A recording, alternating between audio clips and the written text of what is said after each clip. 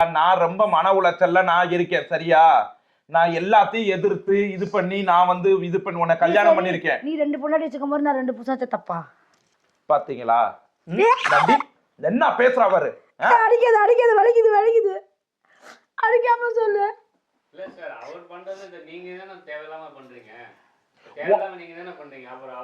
அவர் என்ன பண்ணுவார் சொல்லுங்க? உனக்கு 7 புருஷன் வேணும்னா உன் வீட்டுல இருந்து கூப்பிட்டு 7 புருஷனை கூப்பிட்டு உள்ள வச்சுக்க. இங்க வைக்க கூடாது. எதுக்கு பேசுற? ஒரு ஃப்ரெண்டா பேசுறவங்க வீட்லயே உட்காந்து பேசலாம்.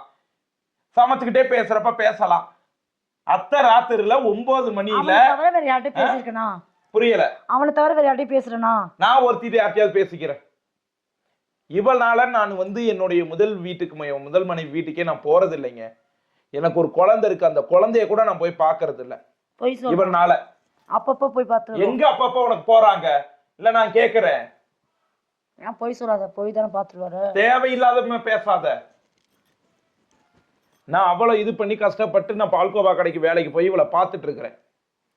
என்ன ஒரு இதுல நான் போய் பால்கோவா வைக்கின்றது? என்ன பார்த்துருக்க? எனக்கு 1 ரூபா கொடுத்தியா?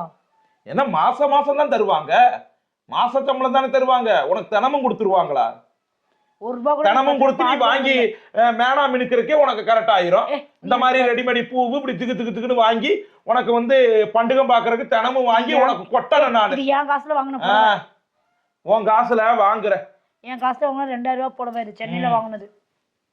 அப்படி உனக்கு 2000 ரூபாய்க்கு துணி கொடுக்கறவனை வாங்கி கொடுக்கறவனை போய் கட்டிக்க. என் காசுல வாங்கினது. ஆரஞ்சு மிட்டாய் ஒய்ஃப் வாங்கி கொடுத்தது. போ. அவர் முன்னாடியே இப்படி பேசுறீங்களே சார், ஒரு ஆள் இல்லாதப்ப இப்படி என்ன பேசுறீங்க? அவன் எதுக்கு என்ன சந்தேகப்படுறான்? நீங்க நடந்துக்கிற விதம் ஒண்ணு இருக்குல்ல. நீ பேசுனீன்னா நான் சந்தேகம் தான் படுவேன். எதுக்கு நீ பேசுற அது உன்னை என்ன ஹர்ட் பண்ணுதா? அப்புறம் பண்ணாதா? ஒரு அத்தை ராத்திரியில ஒரு கிராமத்துல நம்ம இருக்கோம். ஒரு பொம்பளை வந்து இருட்டுல உட்காந்து என்ன பேசுறான்னு கேட்பாங்க.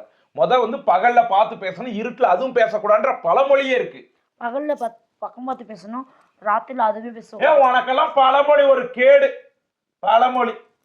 பழமொழிக்கு விளக்கம் வைக்கிறப்ப அப்ப நான் பேசும்போது நீ பக்கத்து வீட்டுல ரெக்கார்ட் பண்ணி கொடுத்தாங்கன்னு சொன்ன, அது பொய்யா? ஆமா, அதுவும் பண்ணாங்க. நானும் வந்து நின்னேன். நீ என்ன அப்படி பேசுற அப்படின்னு. கோவில் ஆணைக்கு சலங்க கட்டின மாதிரி சலக்கு சலக்கு சலக்குன்னு நடந்துகிட்டு இவ பேசுறா. சரி, நம்ம தப்புதான். கார்த்திகைல இருந்து நான் அவங்க கிட்ட பேசுறது கிடையாது. அப்படி சொல்லி பழகு. மனசார சொல்றேன். எனக்கு அன்னிலிருந்து சோனா வீட்டுக்காரர் சொன்னாரு, நீனே வந்து இப்படி பேசினா எல்லாருக்கும் மனசு வெறுக்கும். அவன் நீ இப்படிலாம் பண்ணா அவன் மனசு வெறுத்துட்டான்னா உன்னை விட்டுட்டு போயிடுவான். திரும்ப ஒட்ட வைக்கவே முடியாது. வேணான்னா வேணாந்தான்னு சொல்லிட்டாரு. எந்த ஆம்பளைக்கு இருக்குமே அது கஷ்டமா இருக்கும். அப்படி பண்ணாதான்னு சொன்னாரு. இல்லைன்னா அவர் சொல்லி அங்கதான் உட்காந்துருக்காரு. கிச்சன்ல சொன்னாரு. சொல்ல அவதான் உட்காந்துருக்காருல. கேளு. அப்படியே அது என்கிட்ட சொல்லிட்டாங்க. எங்க மாமா தானே அவரு. எனக்கு வந்து எங்க அக்கா எங்க மாமா தான் வளர்த்தவர். அவங்களே சொல்லிட்டாங்க. என்ன சொல்லிட்டாங்க? இனி பேசாது அப்படின்னு. அது உன் மனசை கஷ்டப்படுத்துதுன்னு தெரிஞ்சா நான் அந்த தப்பு பண்ண மாட்டேன். சரி. அதுக்கு நீ என்ன சந்தேகப்படுறியா? சந்தேகப்படல. பேசாத. ஊரார் சந்தேகப்படுவாங்க. நீ சந்தேகப்படுறியா? நான் சந்தேகப்படல.